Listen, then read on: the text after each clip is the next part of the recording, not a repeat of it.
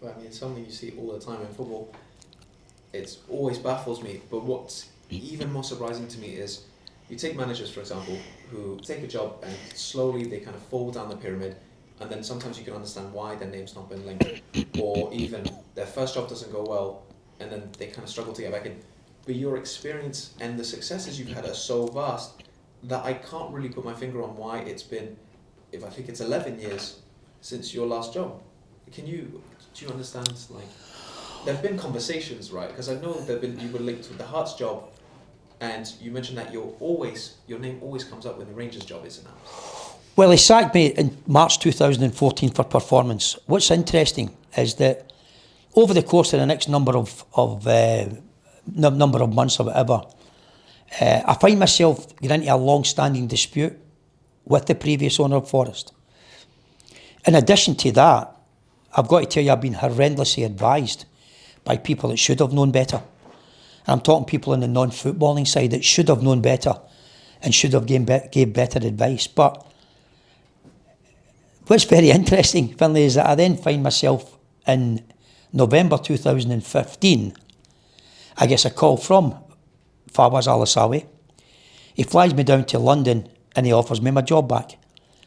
And he tells me then that, because I say to him after 10 minutes or so of the niceties, how are you, how's your family and everything else, I said, Fawaz, why am I here?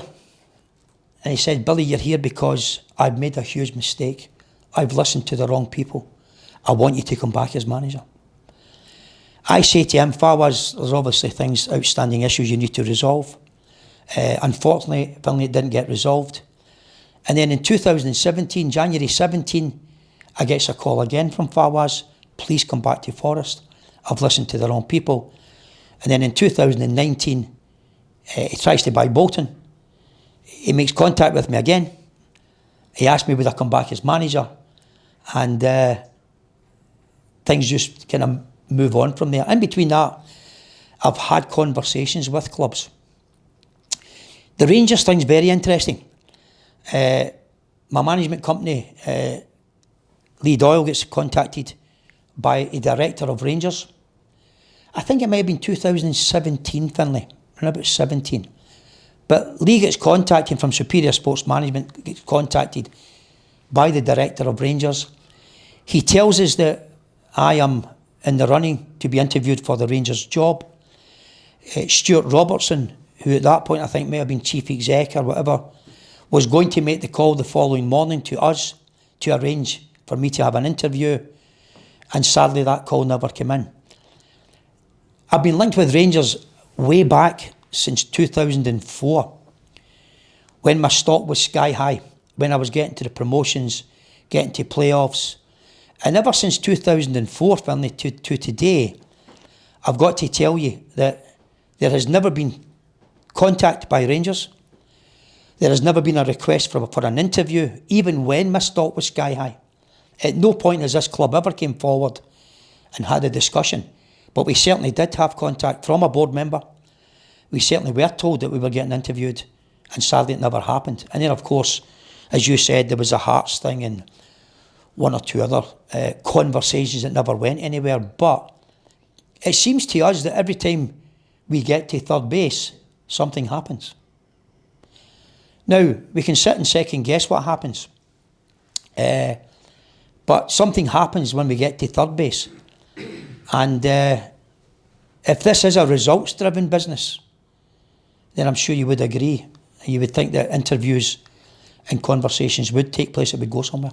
Yeah, it doesn't make sense to me. But you are openly looking, like you are very open to offers. I've been available for a very long time. I have been doing what I feel is necessary. I've been doing diplomas at universities. I've been building qualification. I've certainly been travelling the world, going to games north and south of the border. I've been doing as many courses, CPD events as I can. I'll continue to do the right thing. I will continue, as a student of this game, continue to not miss a trick. I'm up to date, and I have been for years. I'm at every game watching games and tactics and referees and whatever. We're going abroad to club visits. as I said, qualifications, all sorts of things. So I've been available for a number of years, Finlay. The $1 million question is, why not? Yeah, I know. I wish I had an answer. Why not? I wanted to speak to you about a job that's come up, and that's the Partick Thistle job. Is that a job that you'd be interested in? Well, let me tell you, only recently, again, my management company, Lee Doyle, was contacted by a director at Motherwell. And that director made contact a few weeks back to tell us that we are in consideration for the job. Things were going very well, progressing very well, and there was great energy for my appointment. And then right out of the blue, it disappeared, and that job came and went with no explanation as to why, and no explanation as to the change of heart. So again, it was a third base job. We'd got to third base, maybe even fourth base actually. But for whatever reason, something seems to happen. My situation is quite simple. I am open-minded to projects, challenges, Scotland, England, abroad.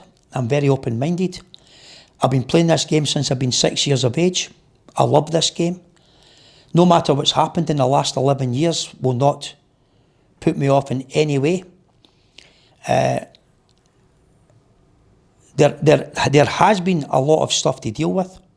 For example, I understand that the word in amongst the Scottish press is that I have had a mental breakdown.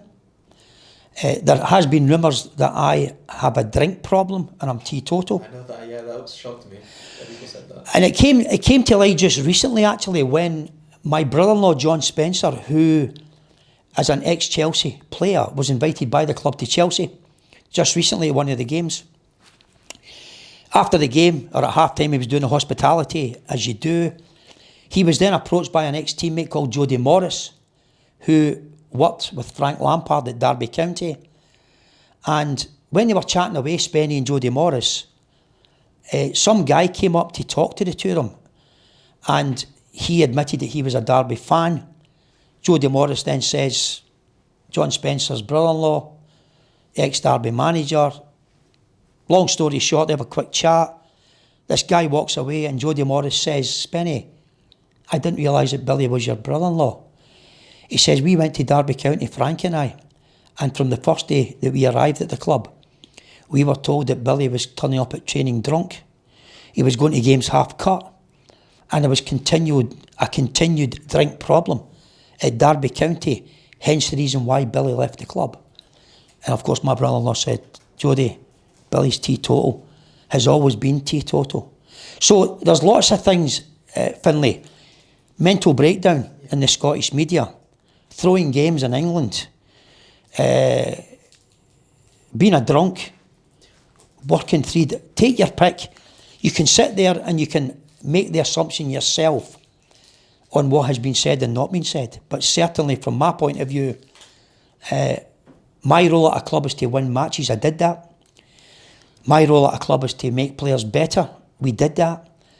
My role at the club was to make the team better. We did that. To turn the economics around at clubs. We certainly did that at every club. And all these other things about smear campaign, about media blackouts and banning journalists and throwing games and mental breakdowns and drink problems, it doesn't exist. Because quite simply, I'm just a football manager that gets employed to win matches. And that's exactly what we did.